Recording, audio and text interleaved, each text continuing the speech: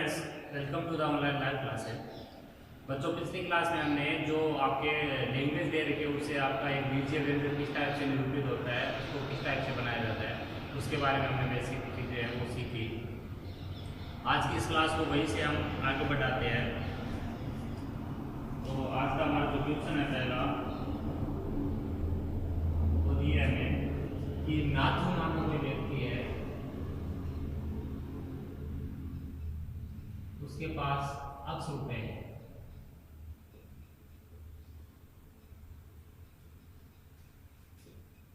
तब बताइए, सबसे पहले हमें बताना है बिना के पास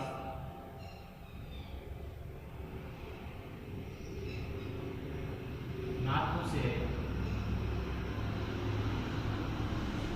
दुगुना धन है।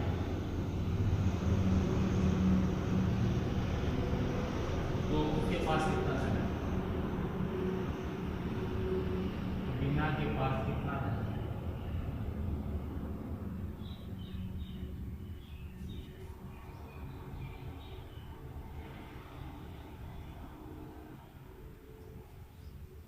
बिना नाम की कोई लेडी है, उसके पास नाथू से दुगुना धन है। तो बिना के पास कितना धन है? जैसे मैंने कह दिया कि किसी के पास मेरे से दुगुना धन है और मैंने कह दिया मेरे पास 100 रुपये, तो दूसरे के पास कितना है? मेरे से दुगुना है, तो 200 रुपये। यही चीज यहाँ पर क्या रखिए कि नाथू के पास अगर अक्ष रुपये है और बिना के पास नाथू से दुगुना धन है, बिना के पास नाथू से दुगुना धन है, तो बिना के पास कितना धन है? तो यहाँ पर हमें इसका आंसर कैसे देना है कि चूंकि नाथू के पास अक्ष है तो बिना के पास किससे दुगुना है। यहाँ पर गुना नाम किसके साथ में आ रहा है? से अधिक से कम, जो भी नाम आता है वो समझना पड़ता है। से अधिक से कम और गुना, का गुना, से गुना, ये नाम जो है वो आपको देखना है कि ये किसके साथ में आ रहा है। जैसे से गुना, गुना का मतलब यहाँ कितना गुना, तो वो है 2 गुना, 3 गुना, 4 गुना, आधा, 1/3, जो भी आपका वो गुने को बताएगा। तो वो किसके साथ में आ रहा है? नाम किसके साथ में आ रहा है? जो दुगुना या तिगुना जो भी आ रहा है यहाँ पे वो आ रहा है नाथू से। नाथू का, नाथू से, इस टाइप से यहाँ पे लैंग्वेज मिलेगी। तो आपको जो यहाँ पे किसके साथ में ये गुना नाम आ रहा है उसी का धन आपको मालूम होना चाहिए। उसी का धन आपको मालूम होना चाहिए। वो किस टाइप से होना चाहिए? वो बीजीय राशि के रूप में। तो यहाँ बीजीय राशि हमारे पास वो क्या है? अक्ष रुपये। तो हम लिखेंगे नाथू के पास धन बराबर अक्ष रुपये। नाथू के पास अक्ष रुपये है, अतः बिना के पास नाथू का दुगुना धन बराबर 2 गुना बराबर 200। कितने रुपए हो गए? बिना के पास नाथू से दुगुना धन है तो कितने हो गए बच्चों? 200 रुपये हो गए। सेकंड समझिए, सेकंड इसमें कहा है नाथू ने 150 रुपए की पुस्तकें खरीदी। क्या खरीदी? पुस्तकें खरीदी। उसके पास कितना धन बचा?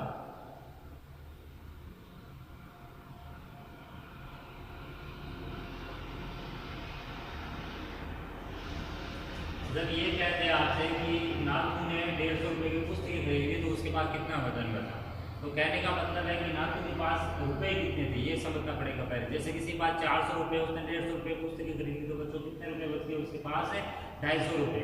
लेकिन यहाँ पर नाथू के पास जो जितना भी धन है वो अक्ष रुपए है।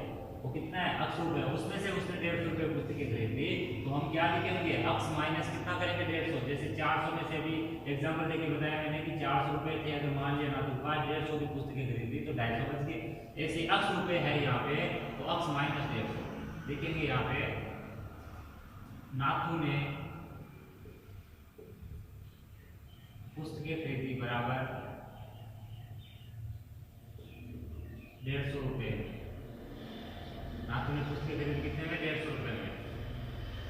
अतः नाथू के पास शेष बचा धन बराबर कुल धन।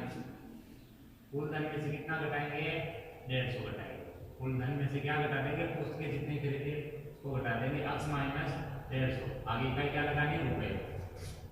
थर्ड समझिए, इसमें थर्ड क्वेश्चन इसमें बोला है कि नातु के प्रारंभिक धन का आधा सीमा के पास है, नातु के प्रारंभिक धन का आधा सीमा के पास है। किसके पास है? सीमा के पास। सीमा के पास कितने रुपए हैं? सीमा के पास है कितने रुपए हैं? नातु के पास प्रारंभिक धन का आधा जो है वो सीमा के पास है, सीमा के पास कितने रुपए? जैसे नातु के पास प्रारंभिक धन कितना है? 80 रुपए, उसका आधा कर दो बच्चों। जैसे 100 रुपए तो उसका आधा कितना हो जाएगा? 50। 200 है तो कितना हो जाएगा? आधा 100। तो नातु के पास 200 तो सीमा के पास आधा धन यानी 100 रुपए। नातु के पास 100 रुपए तो सीमा के पास आधा धन यानी 50 रुपए। नातु के पास 20 रुपए तो सीमा के पास आधा यानी कितना? 10 रुपए। तो यहाँ पर जब आपको आधे का कहते हैं, एक तिहाई का कहते हैं, 2 तिहाई का कहते हैं, तो मैंने बताया था आधे का मतलब होता है 1/2। कोई चीज का आधा करना है तो वो हमेशा 2 से डिवाइड होके करेंगे हम, और आधा किसका करना वो नहीं पता है तो हम 1 का आधा करेंगे। तो हम सबसे पहले यहाँ पर लिखेंगे कि नातु का धन बराबर, नातु का प्रारंभिक धन कितना बच्चों? प्रारंभिक धन बराबर 80 रुपये। नातु का प्रारंभिक धन कितना है यहाँ पर? 80 रुपये। और हमें ज्ञान किसका करना है?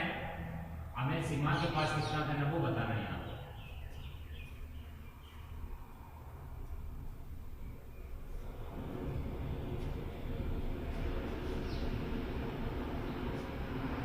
सीमा के पास धन बराबर कितना हो जाएगा? 1/2 गुना नातु का धन। नातु के धन का आधा है, नातु के धन का आधा किसके पास है? सीमा के पास है। आधे का मतलब 1/2 है उसका। 1/2 गुना नातु का धन कितना है? यहाँ पे 80 रुपये है। 1/2 गुना बराबर कितना हो जाएगा? 80/2 रुपये। फोर्थ देखिए, इसमें फोर्थ बोलना है इसमें कि मिल्ली के पास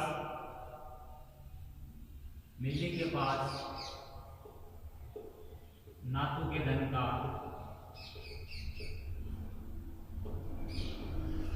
3 गुना है। कितना गुना है?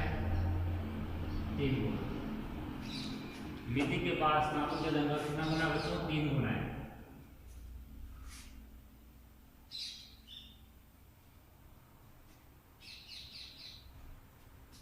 तो देखिए कैसे करेंगे। नातु के धन का 3 गुना किसके पास है? मिल्ली के पास है। तो सबसे पहले यहाँ पर नातु का धन बराबर 80 रुपये। नातु का धन कितना है? 80 रुपये। और मिल्ली के पास इसके धन का 3 गुना, अतः मिल्ली के पास धन बराबर 3 गुना नातु का धन। गुना नाम आया, गुना नाम किसके साथ में है? 3 गुना आया, और किसके साथ में है? नातु के धन का। तो नातु के नाम के साथ में, इसलिए नातु के धन को हमें 3 से गुना करना है। गुना नाम जिसके साथ में चलता है उसी के धन को हमें गुना करना है 3 से। तो 3 गुना नातु का धन। तो नातु का धन कितना है बच्चों? 80 रुपये। तो 3 गुना कितना हो जाएगा? 380 रुपये। तो इस टाइप से हमारा ये ट्यूशन अब खत्म हो जाता है। नेक्स्ट ट्यूशन सीखिए।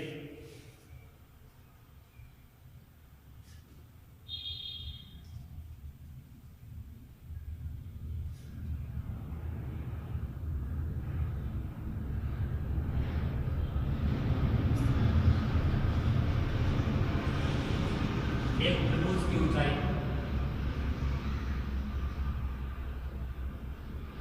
एक त्रिभुज है उसकी जो ऊंचाई है बच्चों, उसके आधार के दुगने से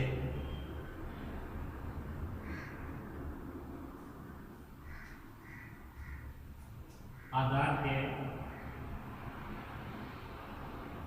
दुगने से 5 अधिक है। कितना अधिक है? 5 अधिक। उसकी ऊंचाई क्या होगी? किसकी? त्रिभुज की। त्रिभुज की ऊंचाई क्या होगी? यदि आधार कितना है? बी, स्मॉल बी है। आधार कितना है? Small B. आधार को अपने इंग्लिश में बेस कहते हैं। क्या कहते हैं? बेस।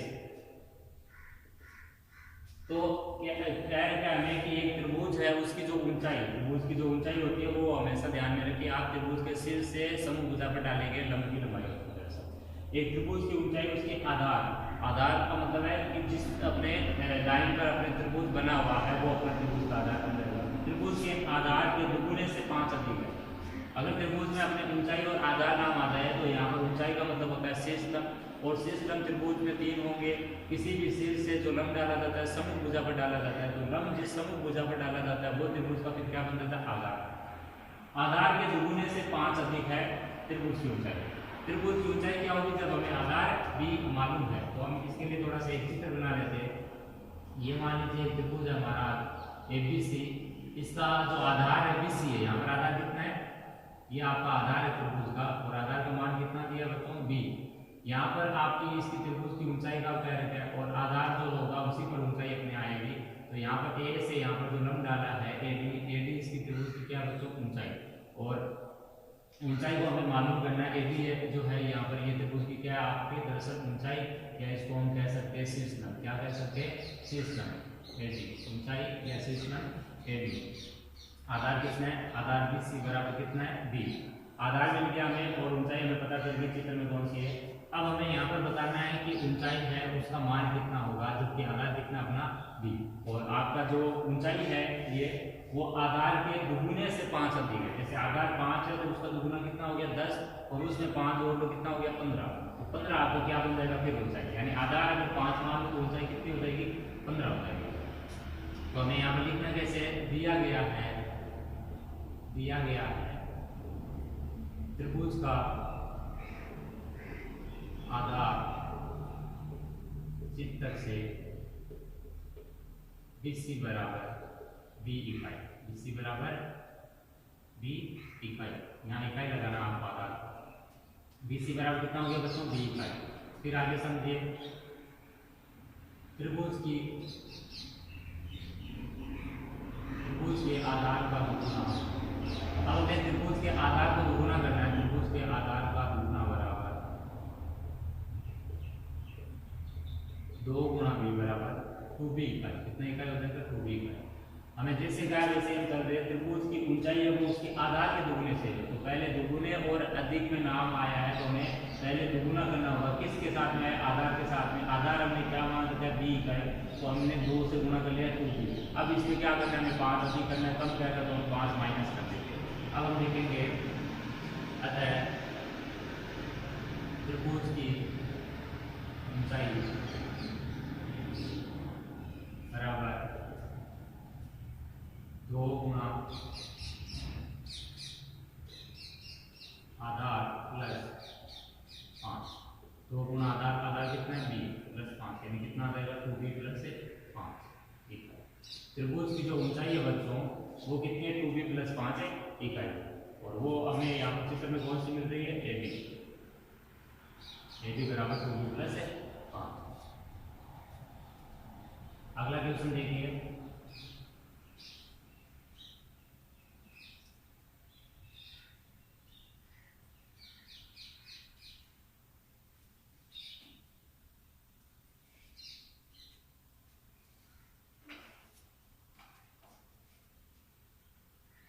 अगला क्वेश्चन दिया है, यदि विमल की वर्तमान आयु P वर्ष,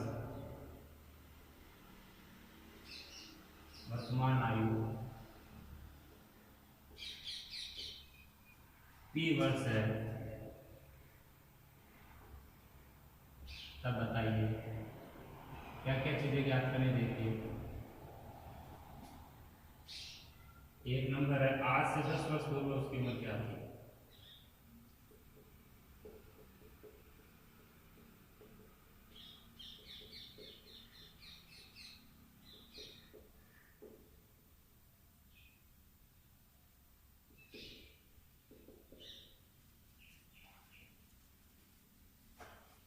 देखिए बच्चों क्या क्या हमें, यदि विमल की वर्तमान आयु, विमल नाम का कोई लड़का है उसकी वर्तमान में आयु है वो P वर्ष है, तो हमें बताना है आज से 10 साल पहले उसकी उम्र क्या थी। देखो आयु वाले सवाल में क्या होगा कि किसी भी अगर व्यक्ति की हमें, व्यक्ति विशेष की हमें अगर वर्तमान आयु का पता है तो बच्चों हम उससे आगे की और उसके पीछे की आयु को हम बता सकते हैं। जैसे मैं कह दूं कि कोई व्यक्ति है उसकी वर्तमान में आयु है वो 40 वर्ष है, तो उसकी 5 साल पहले की आयु कितनी होगी, 5 साल बाद में कितनी होगी। 5 साल अगर बाद का गए वर्तमान का कहेंगे और बाद का गए तो आपको उसमें प्लस कर देना है, और पहले का गए तो उसी में से आपको क्या कर देना, माइनस कर देना है। प्लस और माइनस उसी में से करना है, वर्तमान में से। वर्तमान में पी वर्ष है तो 10 साल बाद के हो गए तो पी प्लस 10 करना है, 10 साल पहले का गए तो पी माइनस 10 करना है। तो हमें यहाँ पर क्या आता है कि आज से, आज का मतलब हो गया वर्तमान, वर्तमान से 10 साल पहले का है, पूर्व का मतलब पहले और पश्चात का मतलब बाद में। तो यहाँ पर पूर्व का मांगा इसलिए माइनस करना है, बाद का कहता तो प्लस करना है, ये ध्यान रखें। तो सबसे पहले लिखेंगे दिया है विमल की वर्तमान आयु। सबसे पहले विमल की वर्तमान आयु लिखिए आप, वर्तमान आयु बराबर पी वर्ष, वर्तमान आयु में मिलती पी वर्ष। फिर हमें यहाँ पर याद करना है 10 वर्ष पूर्व की आयु, अतः विमल की 10 वर्ष पूर्व की आयु बराबर कितना हो जाएगी, P माइनस 10। कितना, P माइनस 10 वर्ष। इकाई आपको वर्ष लगाना। नेक्स्ट क्वेश्चन समझिए, सेकंड। इसमें सेकंड दिया 5 वर्ष पश्चात विमल की आयु क्या होगी, 5 वर्ष पश्चात विमल की आयु क्या होगी।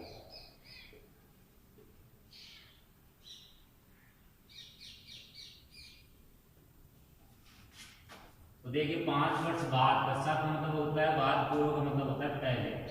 वर्तमान से पहले के लिए पूर्व यूज करें, वर्तमान के बाद के लिए हमें पश्चात या बाद का नाम है वो यूज करना पड़ेगा। 5 वर्ष पश्चात विमल की आयु पूछी है, तो विमल वर्तमान में 30 वर्ष है, तो बाद में 5 साल बाद में 30 प्लस 5 हो जाएगा। तो लिखेंगे विमल की वर्तमान आयु बराबर, वर्तमान आयु बराबर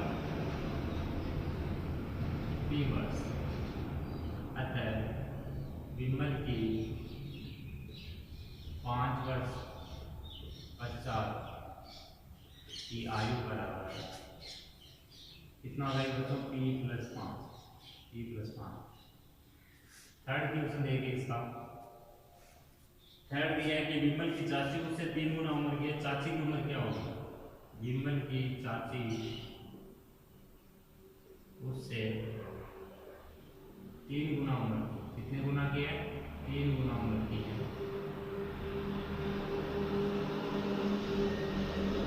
चाची की उम्र क्या होगी,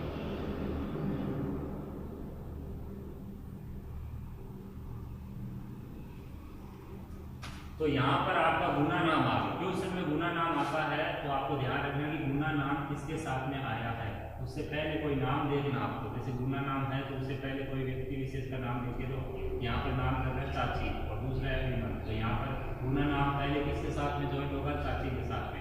तो यहाँ गुना कितना गुना है, 3 गुना। तो यहाँ जो आयु निकलेगी वो जो किसकी निकलेगी, विमल की, और जो गुना नाम जिसके साथ में आता है उसी को गुना करना है। विमल की चाची उससे 3 गुना उम्र की है, इससे 3 गुना है वो विमल की जो चाची है उससे। यहाँ पर के गुना या से गुना आता है तो उसी से नाम वाले के साथ में गुना करना है, और उससे या फिर इस टाइप के वर्ड आ जाए जो अपने चाची गुना बताएगी, किसको बताते हैं, विमल को बताएंगे। तो विमल की चाची उससे 3 गुना उम्र की है और चाची की उम्र हमें चाहिए, तो हमें यहाँ पर लिखना है पुनः कि विमल की वर्तमान आयु बराबर, वर्तमान आयु बराबर अक्ष वर्ष।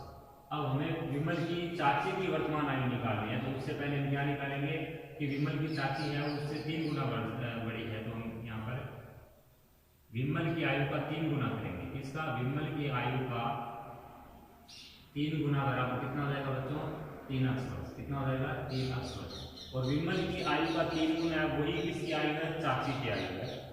तो यहाँ पर हम लिखेंगे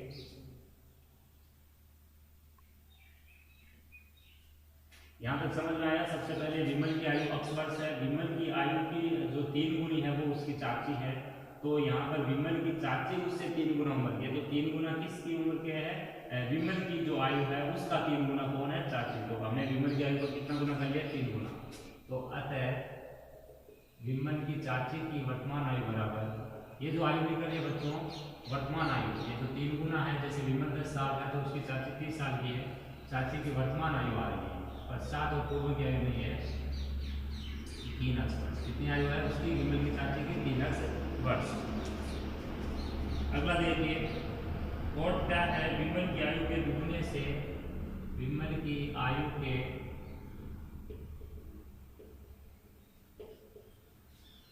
दुगने से 5 कम करने पर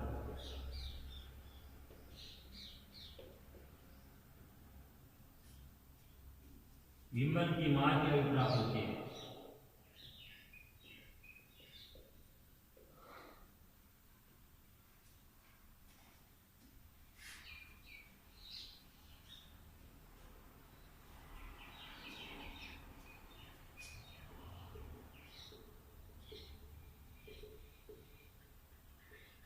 विमल की मां की आयु क्या होगी? क्वेश्चन ध्यान से समझिए। विमल की आयु के दुगुने से 5 कम करने पर विमल की मां की आयु प्राप्त होती है। मां की आयु हमें पता करनी है। विमल की आयु तो बच्चों हमें शुरुआत में पता है कि अक्सवर्ष है, और विमल की आयु के दुगुने, दुगुना यहाँ पर देखो साफ साफ लेंगे तो विमल की आयु का दुगुना, तो उसी की आयु से दुगुना करना है। विमल की आयु का दुगुना यानी 2p हो जाएगा, उससे 5 कम कर दो तो 2p माइनस 5 करेंगे। गुना नाम और से अधिक से कम आता है तो पहले गुना करना है, और गुना नाम देखना है कि किसके साथ में गुना करना है। विमल की आयु का दुगुना करें तो साफ साफ हमें विमल की आयु का दुगुना करना है। तो हमें लिखना कैसे है, सबसे पहले विमल की वर्तमान आयु, विमल की वर्तमान आयु को लिखेंगे हम बराबर p वर्ष। विमल की वर्तमान आयु हमने p वर्ष देखी। फिर विमल की आयु का दुगुना, विमल की आयु का दुगुना 2 गुना बराबर 2 गुना p बराबर 2p वर्ष।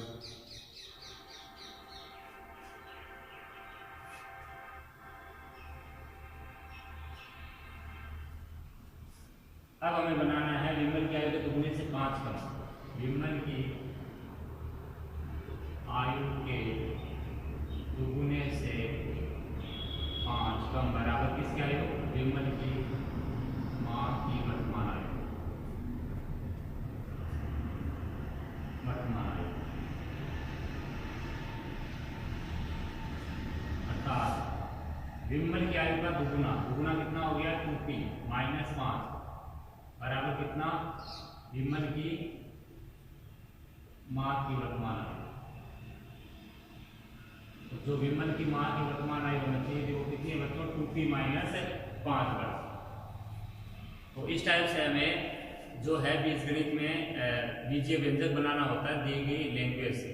तो ये आपका तरीका जो आपको समझ में आया होगा। तो आज की इस क्लास को यहीं पर विराम देंगे। धन्यवाद।